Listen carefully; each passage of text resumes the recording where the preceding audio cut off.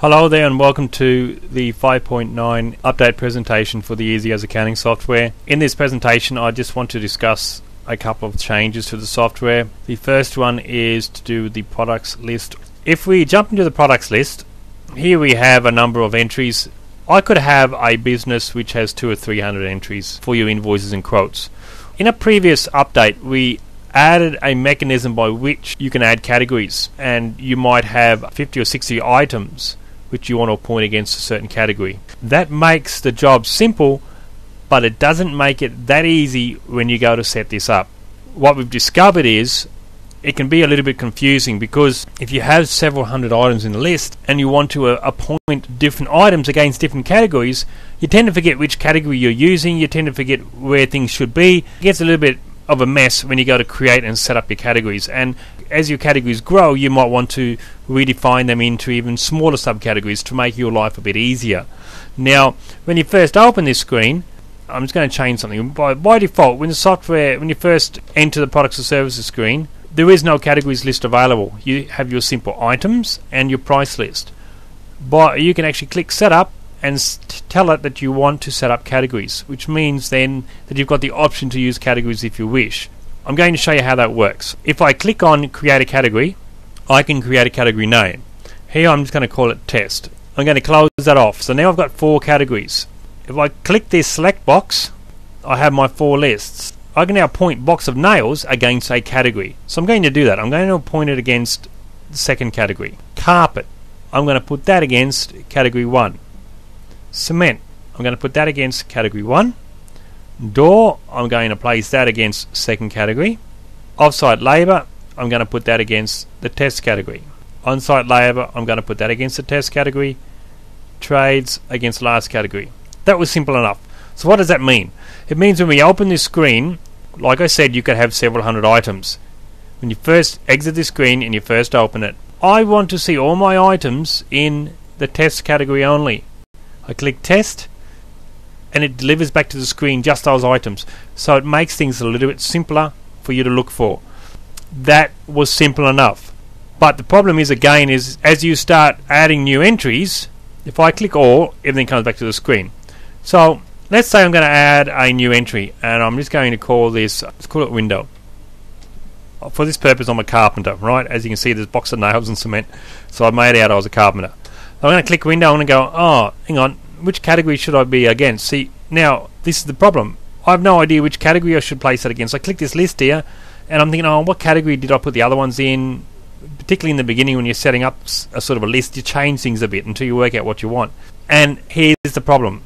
So each time I place something in a category, watch this line down here.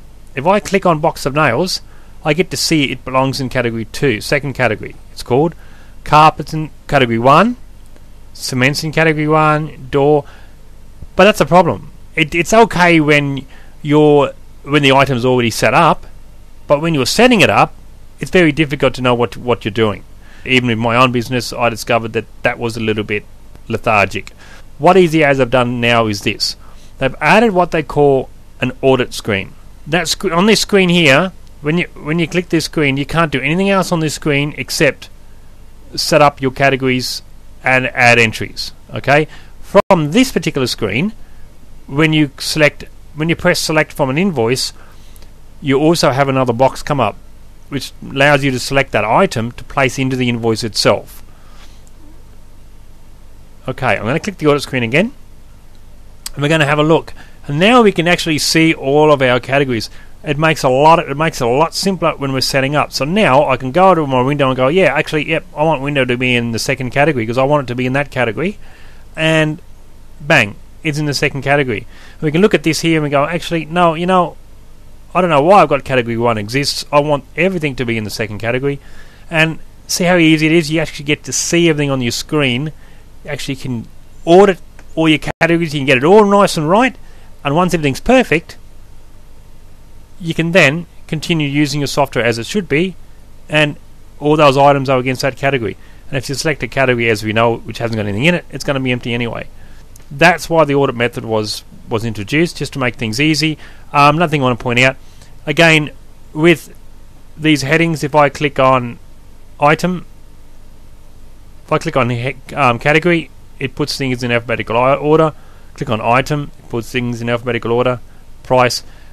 That is again just the typical thing throughout the software. A lot of these headings allow you to sort things in alphabetical order.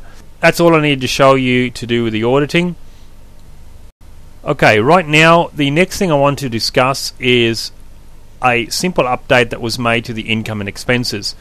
As with EasyAs accounting, they don't have an official way for you to record into a bank account because most small businesses, it's absolutely useless for us.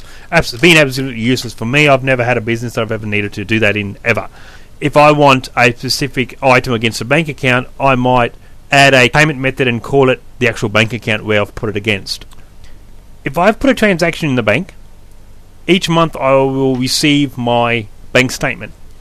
I go through my bank statement just to check that amounts going in and out are exactly as I've recorded them in my expense and my income, because I have picked up on numerous occasions the bank getting it wrong, and it's funny how most occasions it's not in my favour.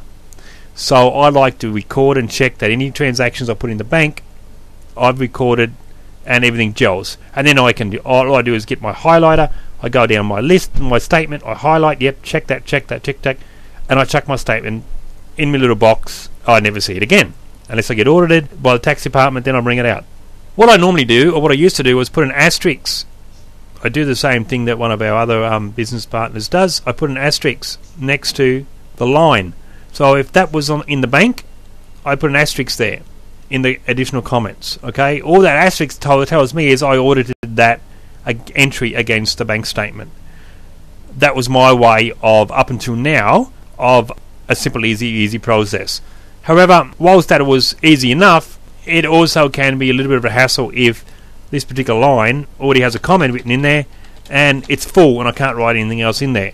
Then putting an asterisk there becomes a problem, because then I've got to come down the list, I've got to click on the line, each time I want to do something I've got to click. It's a hassle. What they've done is this. If you look down the bottom right hand corner here, there's a little click box now. If I click that box, watch what happens here. See, we get another little box come up on the side. See, what's that? Tick it off, put it on. That allows us to put a tick. Now let's say that these first three items happen to be items that were on my bank statement. I go down my bank statement, I go, yep, that's correct, that's correct, that's correct. Simple. I'm ticking that now. I'm not having to do an asterisk, I'm not having to do anything. And what it allows us to do, once we've check the bank statement, is tick it back off. Because really, you don't want that tick there. Because what happens if during the month you accidentally scroll down the screen, or you're doing something here, you're clicking that box, whatever, and you accidentally tick that. Then you go, oh geez, was the tick on it? Was the tick off it? What have I done? I've mucked it up. That becomes a hassle. So when you're not using it, switch it off. What happens is this. If I print a report now, I'm just going to print this report. I just hope it doesn't go to my printer. Nope, good. It's going to come to the screen. See the little asterisk here? If you look on the screen here, this item has an asterisk. That first asterisk was the one I placed initially. But see this asterisk? The asterisk. Any item that you print which has an asterisk next to it, you know, has been ticked.